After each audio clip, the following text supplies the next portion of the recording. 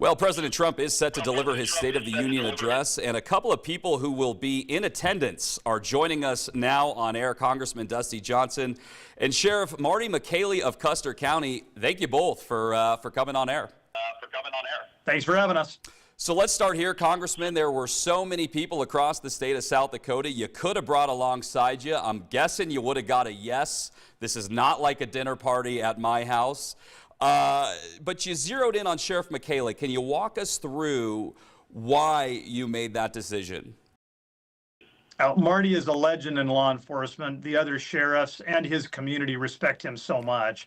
And I think it's important for our country to hear, what is it like when you've got somebody on the front lines, and his deputies are on the front lines, trying to keep a rural part of our country safe.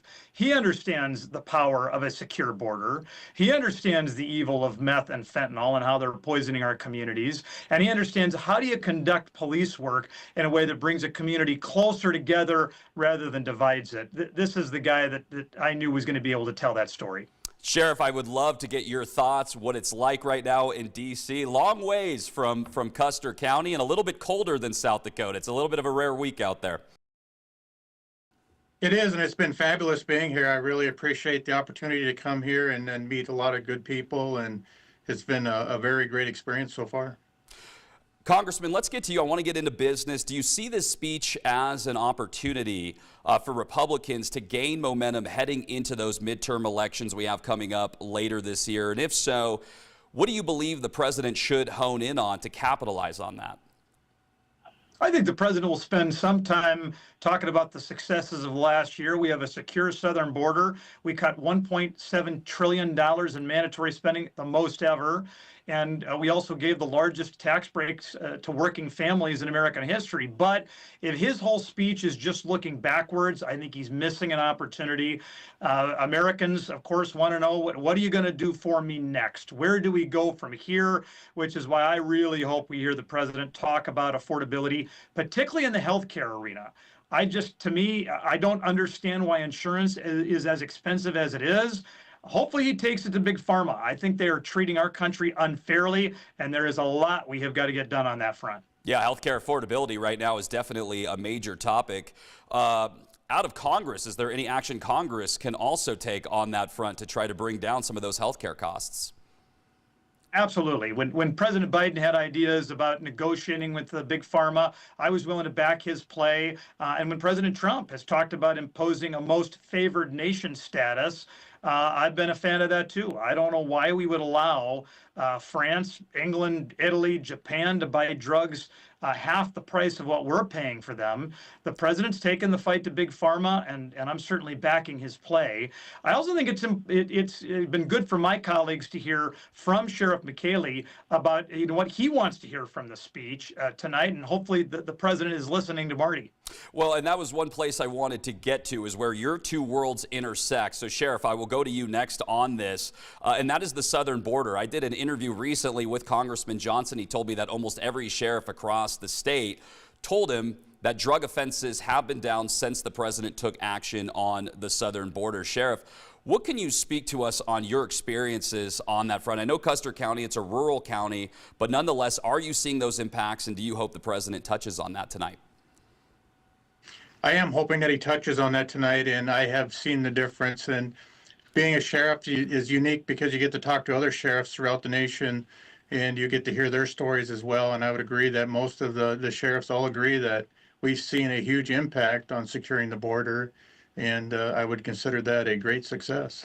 Yeah, I know the Attorney General, he said in his 2025 report that drug offenses had decreased more than 6% from the year before. Congressman Johnson, will go to you. What do you make of that recent crime report out of South Dakota? Well, we know that 95% of the fentanyl that's been poisoning our communities has been coming across the southern border. Listen, the criminals, the evil guys, they're always going to work to find another way into the country. But sealing off the southern border is a big success. We cannot give up hope. We still, any given year, we're going to have dozens of South Dakotans die from meth and fentanyl poisoning. Their lives matter. We're not only going to arrest our way out of this problem, but clearly we need to catch people who are trafficking these drugs. We need to hold them accountable. And then we need to make sure that we've got treatment dollars available for the users who are getting pulled into this terrible bit of evil. Their lives have meaning. We need to save as many of them as we can. Sheriff, I want to go back to you on that fentanyl issue. We saw a decrease in fentanyl overall in the Attorney General's crime report. Again, those drugs are wrapped in with other drugs.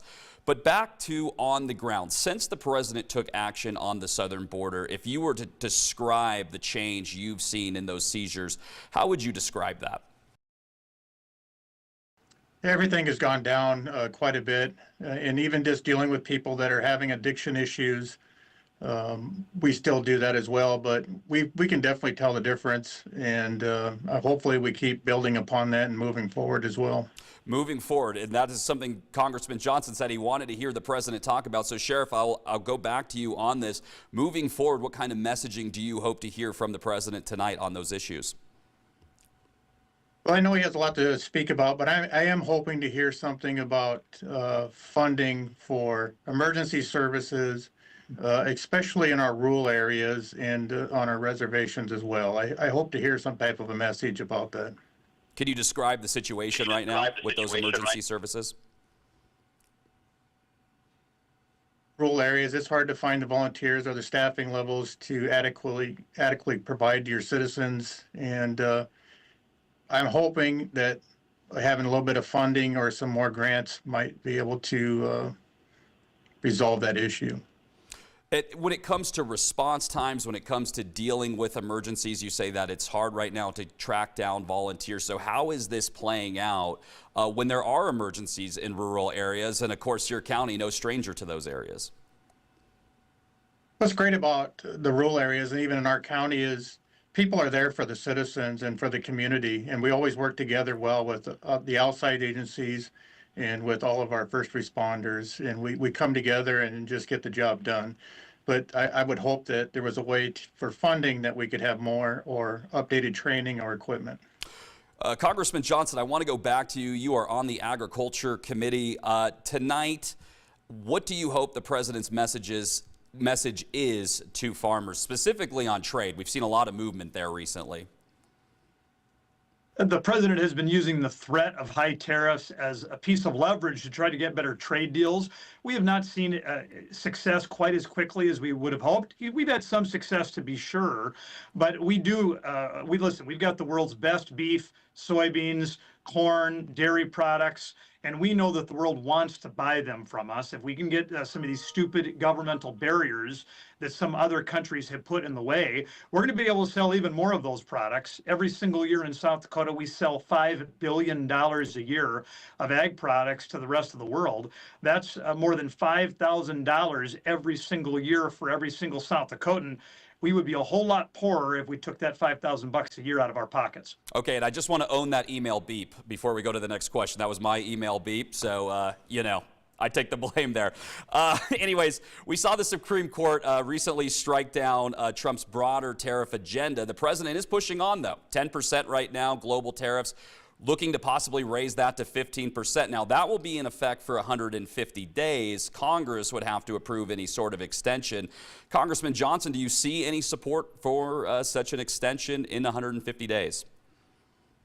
I don't like high tariffs as a permanent part of the economic landscape. I mean, I don't mind them being used like the president is trying to use them as leverage, as a tool to get more fair trade deals.